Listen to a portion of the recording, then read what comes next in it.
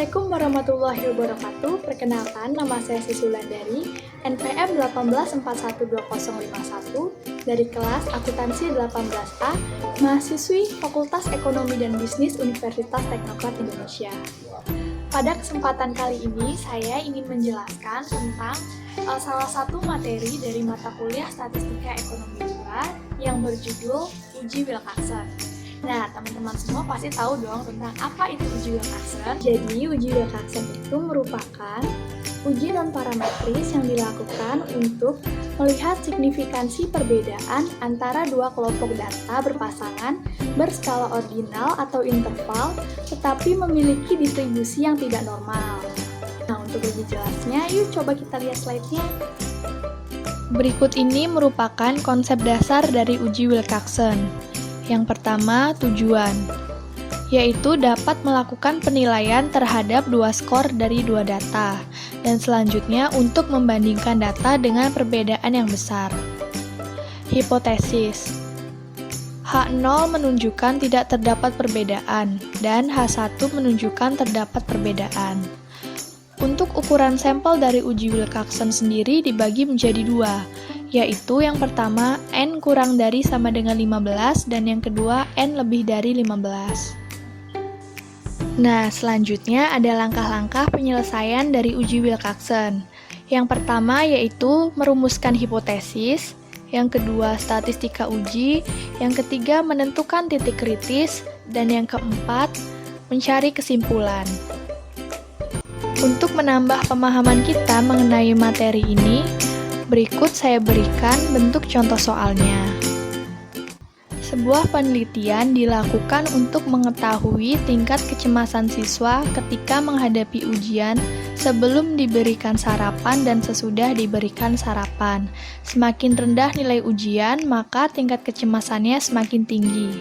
Dengan taraf nyata 5%, ujilah apakah terdapat perbedaan terhadap tingkat kecemasan siswa ketika menghadapi ujian sebelum diberikan sarapan dan sesudah diberikan sarapan.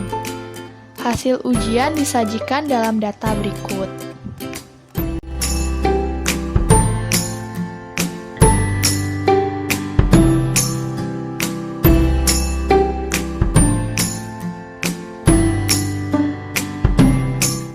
Langkah pengerjaan yang pertama yaitu merumuskan hipotesis.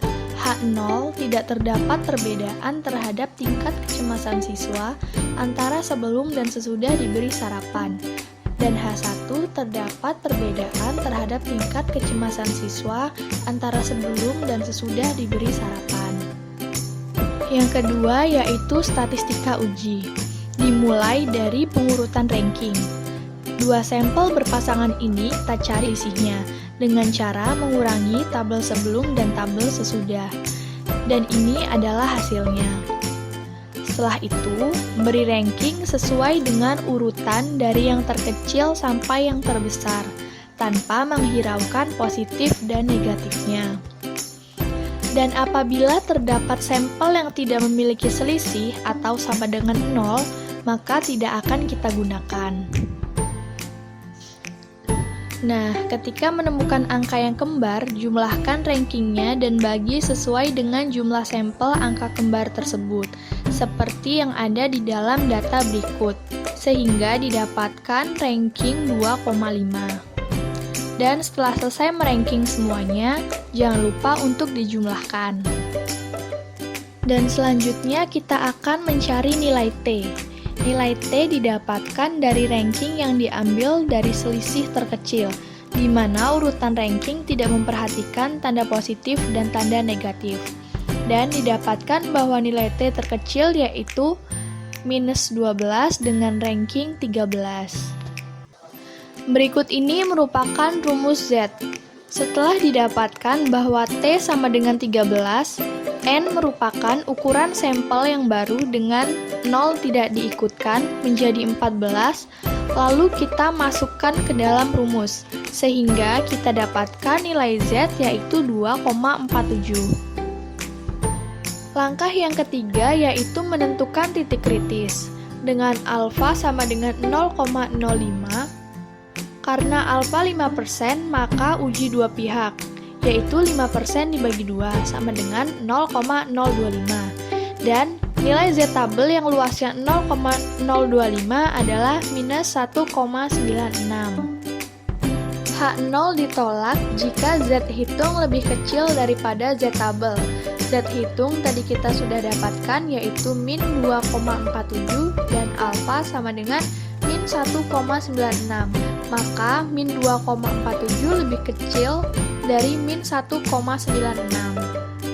Jika kita langsung menggunakan grafik Z dengan alfa sama dengan 0,05, titik kritisnya adalah plus minus 1,96.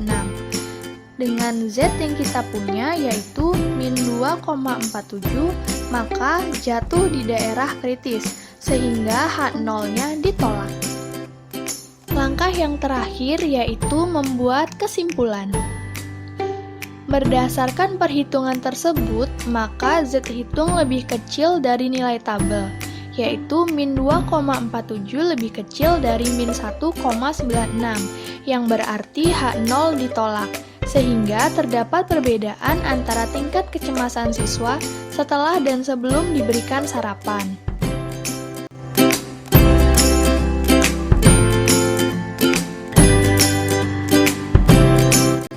Yang pertama, masukkan variabelnya.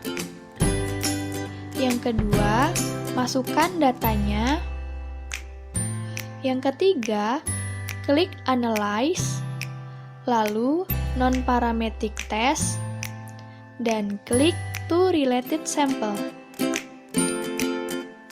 Yang keempat, masukkan datanya dan pastikan Wilcoxon telah tercentang. Lalu klik OK. Dan hasilnya telah keluar. Report apa style? Wilcoxon Site Rank Test menunjukkan bahwa terdapat perbedaan antara tingkat kecemasan siswa setelah dan sebelum diberi sarapan. Dengan Z yaitu min 2,47. Nah, gimana teman-teman, kalian semua udah paham kan? Kalau gitu, cukup sekian penjelasan dari saya. Mohon maaf apabila ada salah-salah kata. Saya akhiri, wassalamualaikum warahmatullahi wabarakatuh.